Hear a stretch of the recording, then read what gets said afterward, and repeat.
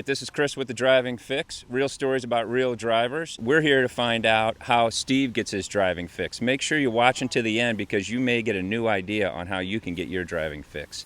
Steve, thanks for taking time. I appreciate you making time. Chris, you're welcome. Obviously, everybody knows this car. I mean, it's appeared in movies, even if you're not a car buff, folks know about it. Talk to me about this. What exactly is it? Well, Chris, this is a 1966 Shelby Cobra. It's a recreation. It was made by LA Exotics in Los Angeles back in the late 90s, like around 98. And they put it together and got it ready for the Barrett-Jackson auto auction. And then it went to the auto auction and was bought in Scottsdale, Arizona by a man who also lives in Arizona. What happened is he passed away and his son inherited it. And his son is a vintage motorcycle rider, as am I. And I met him at a vintage motorcycle meet one time, and I told him I was wanting to build a Shelby Cobra. And he said, I just inherited one. Would you like to go for a ride? And I said, I'd love to go for a ride. So about 3 weeks later, he sent me a text and said, I got the car running, and come on out to my shop in Wentzville. So I did. And he took me for a ride, and we went down 10 miles or so down Highway N, Lake St. Louis Boulevard, and he pulled in a parking lot. He said, you want to drive back to my shop? I said, I'd love to. So I drove back to the shop, and I fell in love with it. I said, BJ, if you ever want to sell this, let me know, because I'm really interested in buying it. And he said, you're first on the list. As time went by, I guess about 2.5 months, he sent me a text and said he was ready to sell. So I'm on my way, you know. I went to the bank and I got the money, and so I purchased a car from him. I did not know at the time that it was a Barrett-Jackson auto auction car. I just knew that I loved it. I loved the color. I loved everything about it. It's a great color. When I feel the need for speed, this is where I go, you know. and so it's a great running car.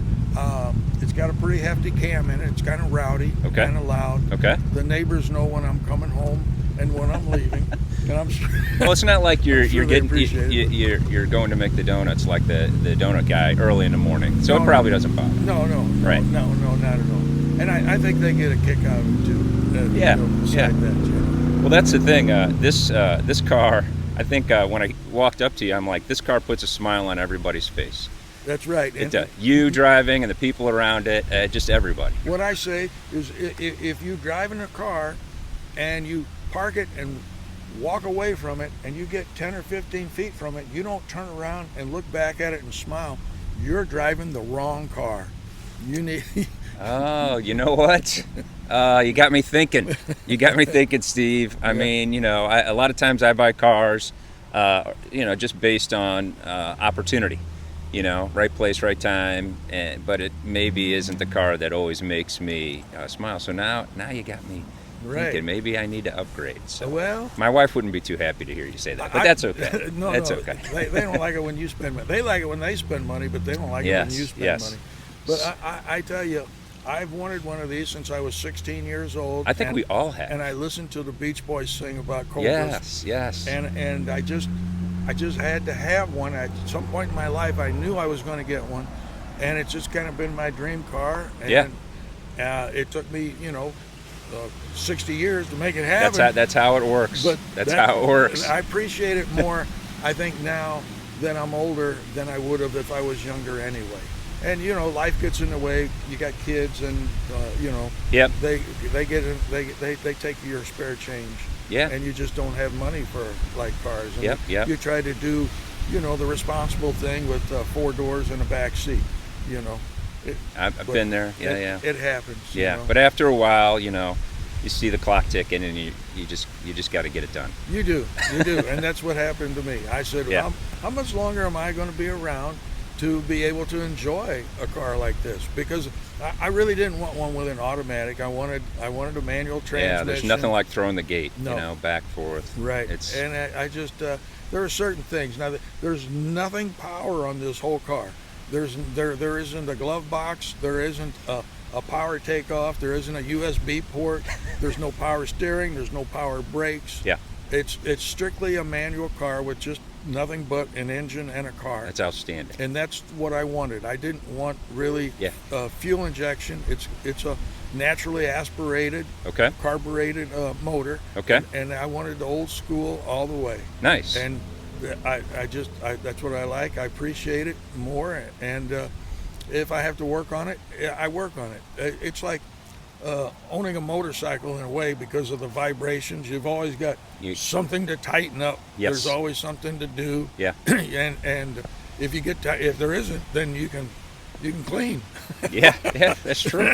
It always needs it. Yeah. Right. Well, and you know, I think about all the modern cars, right? They go so darn fast, but it's almost like the faster they're able to go without your assistance, the less soul they have. That's right. And these cars, these cars have so much soul. They're almost connected to you as a part of your body, because when you drive it, you can feel when you're about to lose it.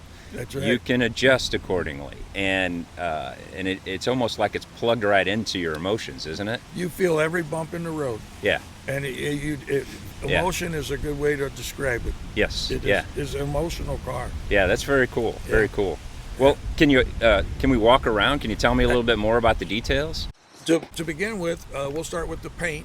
Okay. This is a Guardsman blue Okay. with Wimbledon white stripes. Beautiful. And I fell in love with the color. I was just really pleased that it wasn't red or black or you know, something like that. It's beautiful. Now I don't have LED lights in the front. Okay. I see a lot of guys put LED lights in the front. Yep. But then I don't drive that much at night, and I'm not too worried about, you know, I like the old school look of just the regular old sealed beam headlights. Yeah. Looks good. Now, not all of the Cobras have the bumpers like this. So tell me more about this bumper then. Okay, this is a round ring bumper. All right.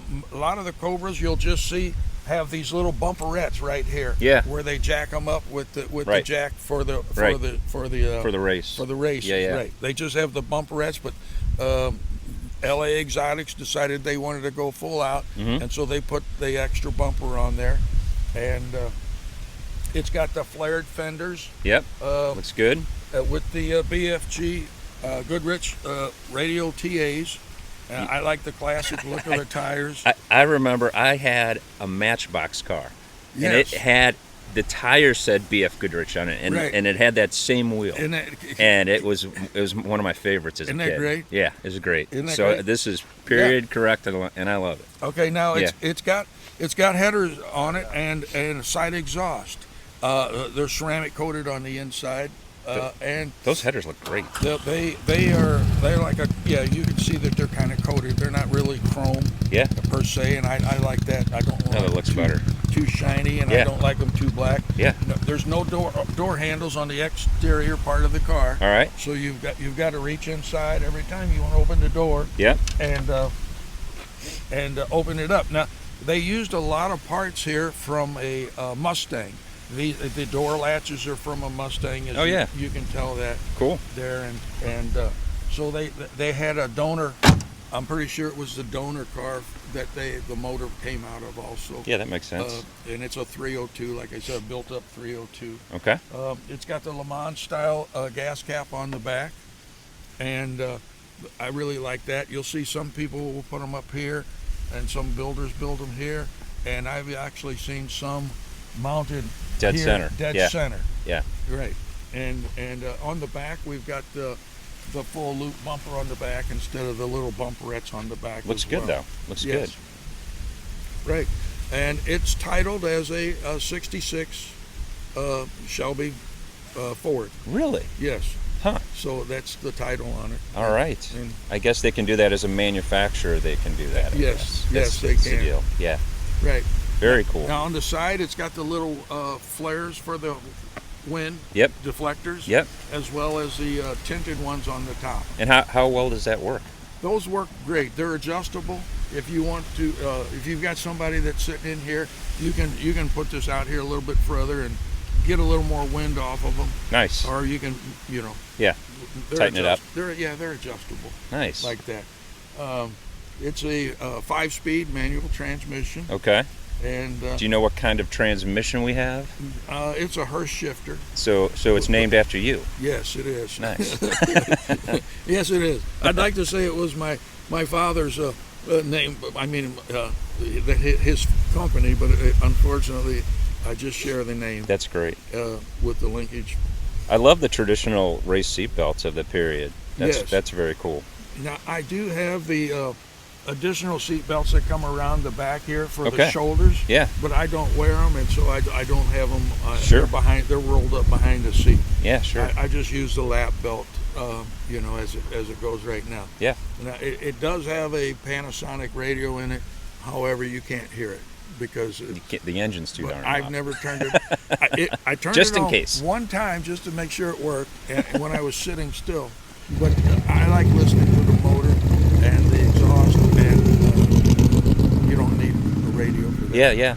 No. So do you have a crazy story about this car? Like, have you ever spun it out or done something where you're like, oh, I now have newfound respect for this car? Well, it's not a crazy story, but I mean, I have driven it in the rain. I wanted the car so bad it was raining the day I picked it up. And my buddy says, I'll take you over there to get it, but it's raining. I said, I don't care. I want that car today. And so we went over and I picked it up in the rain, and I did have a little wheel spin there a couple times, but I controlled it, and I'm experienced with that. I really enjoy the third and fourth gear. Those are the fun gears right there. First gear is kind of quick. You're shifting Just right to away. get going. Just to get going. Mm-hmm. The second gear goes by real quick, but third and fourth gear, that's where all the fun is at. I'll tell you right now. And there's a lot of fun. I have not had it much over 110. I've been. That's all. That's all. Yeah. I've done the ton, as they say in the British guys in the motorcycle people. They'll say, "Will it do the ton?" And the ton is 100 miles an hour, and so yes, it will do. Easy. It will do the ton. Easy. And it wants to blow your hat off at that speed too. I'll tell you that. Yeah, I mean aerodynamic at the bottom, but the top you're kind of left on your own. That's right. That's right. So and the hood scoop is functional. I mean, it goes straight through to the air that's cleaner. cool. That's very cool. And the car is just sexy. I just love the lines. They're timeless. This was a body style of an AC. Yep. Of an AC Bristol. Yep. Manufactured in England, and then Carroll Shelby, being the genius that he was. He ended up putting the V8 motors in it. He started off with the lowly 260 that was a Buick motor, I believe, and he put them in Sunbeams to start with. But then he had a trouble getting, this is in 1962, and he had trouble with getting the Sunbeams over to the States to put the motors in. And that's when he sourced out the AC car company and this particular model and brought those in. And then he went from the 260s to the 289, and he put 289s in. And I believe he built about 325 of those. And then he had an inspiration to go bigger, which is Carroll Shelby was always into that, and went to the 427 motor. And then he built, 2,500 or so 427s. Yeah. Only two of them had dual superchargers. Wow. Yes, and one of them he kept for himself, and one he gave to Bill Cosby. And, really? Yes, and Bill Cosby drove it, and he gave it back to him. He said, "This is too much for me. Too much. I'll hurt somebody. I'll stick with the comedy. I'll kill myself." Yeah, right. He was not a driver; he was a comedian. Right. So, yeah. Bill Cosby, I actually gave that car back. And I don't know what happened. I know there's only one left. One of them was crashed and went over the cliff or something and perished. But that's pretty much where he stopped at the 427s. Yeah. dual superchargers. Can we? Can you take me through maybe the interior a little bit more? So what's the story with these gauges? All Sure. working, easy to read. Oh, yeah, Steering yeah. wheel's nice and tight. Yeah. There's nothing that's extra on here. Yep. You've just got their VDO gauges. Okay. And the originals were Smiths, I believe. Okay. And you've got the tachometer and the speedometer, and you've got oil and fuel and water temperature. Yeah. All right. And oil temperature. And the air conditioning button is always on because it's an open top. It is. You go faster to get colder, slower to get warmer. It is an open top. It is. As a matter of fact, I have a sign made for it that I display, and it says "topless only." Love it. It's even the perfect color. Matches the car. Yes. Yeah. I love it. Yeah. So it is topless only. When I was at the DMV for my licensing, the the lady said, "Well, here's your registration. You must keep that in your glove box." I said, "Well, I don't have a glove box." She said, "You don't have a glove box?" I said, "No, I don't have one." And she says, "Well, you put it somewhere." And I said, "Well, where should I put it?" And Be careful. She might tell you to put it somewhere where. I said, "Well, I do have side pockets in the door." Oh, there you go. So she said, "Well, put it in the door." But there's no cigarette lighter. There's nothing like that. It's just the bare necessities for roadworthiness. Yeah. Well, I super interesting story. And did you tell me? I can't remember. We were chatting a little bit before, but you had told me the story about how your daughter maybe said, "Hey, don't do the build." Right. Just do the buy. Right. I had bought a second generation Coyote motor in a crate. Okay. And I was going to build one of these. A recreation in my garage. Yeah. And my daughter, she says, "Dad, don't do that." She said, "You'll never finish it. It'll take you won't work in it. It's too hot. You won't go in the garage. Too cold. You won't go in the garage. It'll take you 3 or 4 years. Yeah.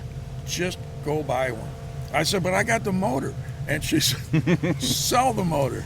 So I listened to my kids for once in my life. Hey, sometimes it works out. And I told them, I said, "Okay." And I took her advice. And when this one came up for sale, I bought it and then sold the motor.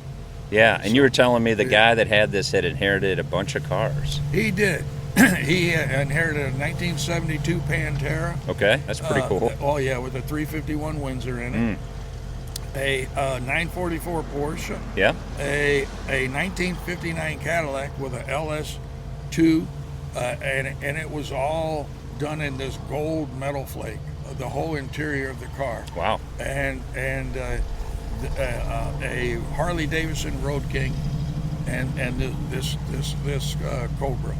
Was all of his inheritance. But you had told, I think you were telling me he had some siblings that didn't get the cars that said, "Hey, spread the wealth around." That's right. So and hence you benefited. I did. And this got sold to you. Yes, and he said, "Well, I'll sell the Cobra." I mean, I was lucky like that. I mean, that's cool.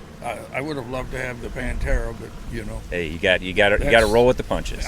And this isn't a bad thing to roll. No, I was really, like I said, this has been my dream car for since I was 16 years old. How long have you had it? I've had it 3.5 years. 3.5 years, and your favorite thing? I think you told me it's just that it's raw, but like, what does it feel like to drive? Like, is it impossible to not smile? No, I smile the whole time. The whole time. The whole time I'm driving. Okay. And I will tell you this: when you go somewhere, you have to allow extra time because people want to talk. Kind of like me, I stop you. And it's always out of gas. You're always going to the gas station. I'm not going to lie. We don't get great gas mileage here. So it's a thirsty car, and so you're always going to the gas. Every time you park at the gas station, people will want to talk about it. They want to look at it. That's cool. And it makes me a proud Cobra owner.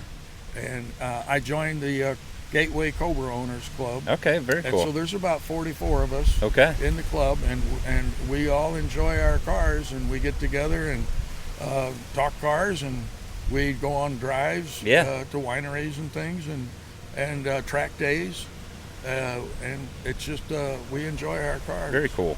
Very cool. It's very nice. Well, I think a lot of people like this car, and it wouldn't shock me if somebody that was watching was just on the precipice Right. of pulling the trigger, or at least they just don't know what to do. So if they like this car, like you like this car, like honestly I like this car, what advice would you give them when it comes to your experience with ownership now? I would say because there's so much to do on the car as far as ownership with keeping things tight and safe, Yes. that the best thing to do would be to join a club, Okay. and have people that are knowledgeable and helping hands. There are guys in the club that will come to my garage Yeah. and help me work on it if there's a Well, problem. it's that their I have. passion. Yeah, they love the cars. They love it. That's great. We've got one guy, he's going to take his body off and do a restoration on his motor this winter. And so there'll be 5 or 6 of us in his garage lifting his body off. Wow. And doing it because the body just Yeah, lifts bolts off. onto the frame. Right, Yeah. bolts right on. That's wild. So join a club. You get the camaraderie of being with other people. Yeah. You get to share a common interest, and knowledge is there for you to accept. You know, Yeah. it doesn't come with a manual. You know, you can't just. Yeah. Yeah. Yeah. They're all individual builds. Yeah, Every Cobra out there is different in some one way or another. Well, these things, it is so great to see they're a part of American history. Everybody recognizes them. I think it makes not only you smile, it makes other people smile. Right. And so, yeah, I appreciate you taking time. Well, Really do, Chris, Steve. I appreciate you Yeah, coming yeah. in and talking to Yeah, me. thanks very much. All right. Yeah. Thank you, Chris. All right. All Get right. out there and get your driving fix. That's right.